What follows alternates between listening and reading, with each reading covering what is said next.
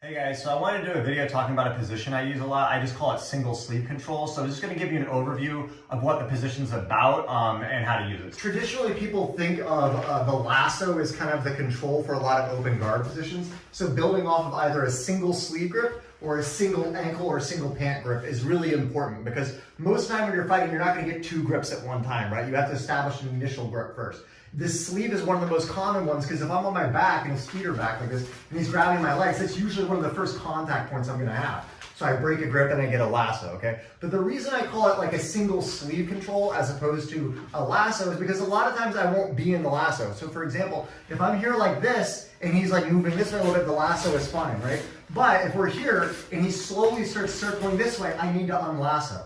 Right, so as he keeps circling this way, I'll be here like this. If he starts to go back this way, I'll go back to the lasso, right, like that. So it's kind of off and on. If he tries to loop out of this, sometimes I'll push and unlasso here. There's a lot of like leg work and skill in this, and this position will turn into a lot of other positions, right? It'll turn into collar sleeve. Like if I'm here like this and he's keeping his hand back, it turns into collar sleeve. If he grabs this, it could turn into double sleeve. If he's keeping this back, I could go cross sleeve and then go into a de la hiva hook, underhook de la hiva. If this leg is kind of close, I could go from this into the ankle, and now I can unlasso, start going to sit-up guard, low guard. So you're going to get into all sorts of positions based off of this initial sleeve control. So it's a position that's like you don't necessarily attack from per se, but knowing how to control this well will open up so many other positions in your game, right?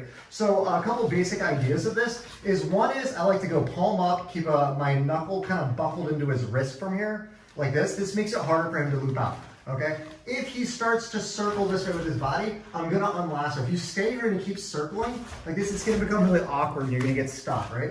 So when I'm here, if he's trying to grab this, I'm gonna get this sleeve and break past the body, and now I can control him double sleeve, or I could go collar sleeve. If he's keeping this back and he circles this way, I'm just gonna unlasso and follow, keep circling, like that, right? If he starts to go back this way, I lasso again. If he keeps circling this way, I use my lasso and my hand to help stay center, right? So it's just kind of unlassoing, lassoing, unlassoing, lassoing.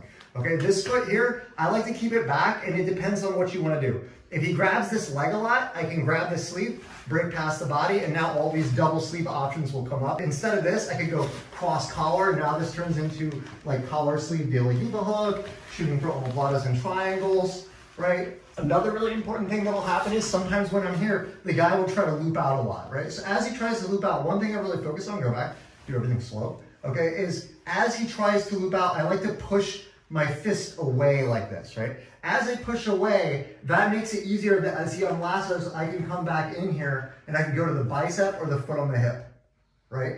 Now from here, I can go collar sleeve, right? Like this. From here, if he starts moving around like this, I can go here, I come back to the lasso, and I just kind of follow with this. But learning to get good with a single sleeve is such an essential skill set to developing a good open guard.